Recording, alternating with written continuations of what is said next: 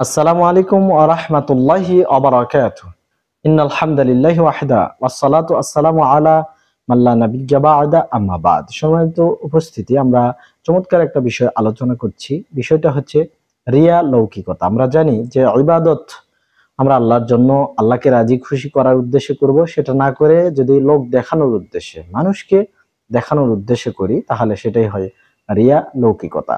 আল্লাহ রাসূল সাল্লাল্লাহু আলাইহি ওয়াসাল্লাম তার উম্মতের ব্যাপারে সবচেয়ে বেশি ভয় করেছেন এই রিয়াকে, লৌকিকতাকে। মানুষ ইবাদত করবে অনেক, কিন্তু মানুষ দেখানোর জন্য, লোক দেখানোর জন্য, সেটাতে কোনো ফল আসবে না। আল্লাহ তাআলা এই ইবাদত কবুল করবেন না।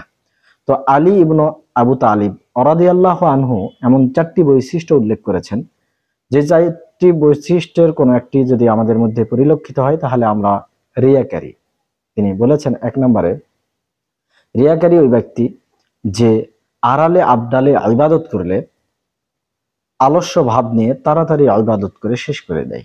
আর যখন মানুষের সামনে ইবাদত করে, আমল করে, তখন সে ভাব দেখায় খুব একনিষ্ঠতার সহিত, খুব ধীরস্থিরতার সহিত আমল করে। 3 নাম্বার, যদি আমলের ব্যাপারে তার প্রশংসা করা হয়, তাহলে আমলের গতি বাড়িয়ে দেয়। আর 4 নাম্বার, যদি তার নিন্দা করা হয়, তাহলে আমল কমে দেয়। সম্মানিত উপস্থিতি, এই 4টি বৈশিষ্ট্য একজন রিয়াকারীর। আসুন আমরা পরীক্ষা করি আমরা রিয়াকারী কিনা। যদি হয়ে থাকি, তাহলে এখনই তওবা করি, ফিরে আসি, একনিষ্ঠভাবে ইখলাসপূর্ণ ইবাদত কম হোক। আল্লাহ রাসূল সাল্লাল্লাহু আলাইহি ওয়াসাল্লাম বলেছেন, আখলিস দীনাকা ইয়াকফিকাল আমালুল কালিল।